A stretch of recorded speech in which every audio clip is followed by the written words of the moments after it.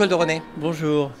Vous êtes parrain du forum Changer d'air depuis l'origine. Dans l'édition 2016, vous centrez la réflexion sur l'empowerment. Voilà un terme dont même la traduction en français est assez incompréhensible pour le grand public. Alors, de quoi s'agit-il? D'abord, j'aime bien le terme que les Québécois emploient. Vous savez qu'ils essayent de toujours remplacer les mots anglo-saxons par des mots français, même parfois du vieux français.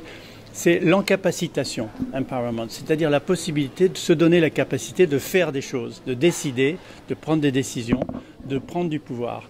Et moi, je fais la différence entre donner le pouvoir, donner du pouvoir, se donner le pouvoir ou se donner du pouvoir.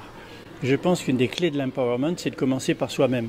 C'est-à-dire de commencer par son alimentation quotidienne, par son rôle vis-à-vis de l'environnement, par sa capacité à enrichir ou non son cerveau. Ça, c'est de l'empowerment personnel et on ne fera pas de prise de pouvoir politique ou collective dans l'entreprise si on ne commence pas par soi-même. Ce processus de transformation des relations du pouvoir entre individus et groupes sociaux n'est pas nouveau.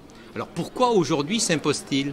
Je pense que le rôle, c'est le numérique. Un des catalyseurs du fait qu'aujourd'hui ça devient tellement important, c'est le numérique dans l'entreprise. Vous avez vu qu'on parle de plus en plus de l'entreprise digitale ou de l'entreprise numérique. Les réseaux sociaux ont pris une ampleur colossale. Il y a des milliards de personnes sur les réseaux sociaux dans le monde.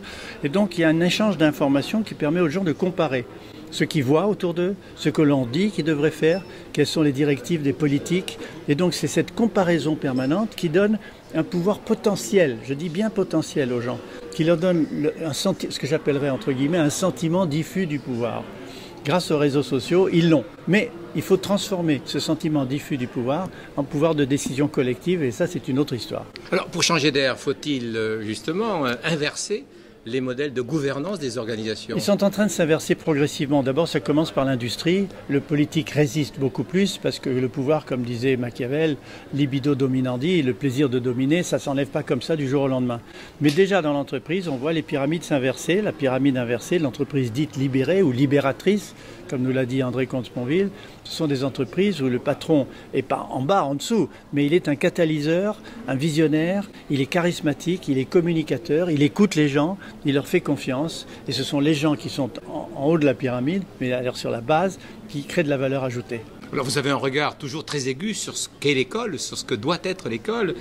Comment se traduirait une philosophie de l'empowerment dans l'école? D'abord, le rôle, et même c'est ce qu'on fait nous à Universcience, c'est de donner l'empowerment aux gens.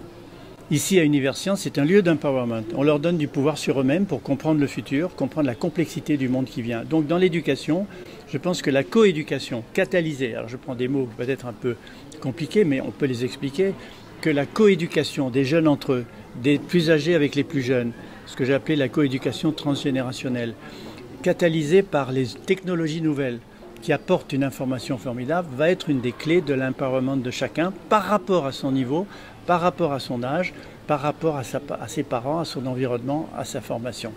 Alors, vous avez écrit déjà beaucoup de livres. Je crois savoir qu'il y a un livre qui va bientôt sortir, que vous allez publier un nouveau livre. Est-ce qu'on peut avoir quelques informations sur cette nouvelle publication? Alors justement, c'est un livre d'empowerment personnel. C'est-à-dire c'est un livre qui cherche à donner les clés de l'unité de la nature. Pourquoi la nature est tellement unifiée qu'elle utilise, si vous permettez l'expression, les mêmes trucs. Elle utilise les mêmes trucs dans le micro-monde, dans le nano-monde, dans le macro-monde. On retrouve les mêmes... Alors pourquoi? Et c'est cet émerveillement que j'ai eu en faisant la recherche pour ce livre qui m'a conduit à l'écrire, pas avec des explications, mais en tout cas pour montrer aux gens que ce genre de choses existe et que ça leur peut donner du pouvoir sur la gestion de leur vie. Alors on se donne rendez-vous lors de la publication, effectivement. Fin septembre, début octobre. On se donne rendez-vous. Okay. Merci beaucoup, Joël de René.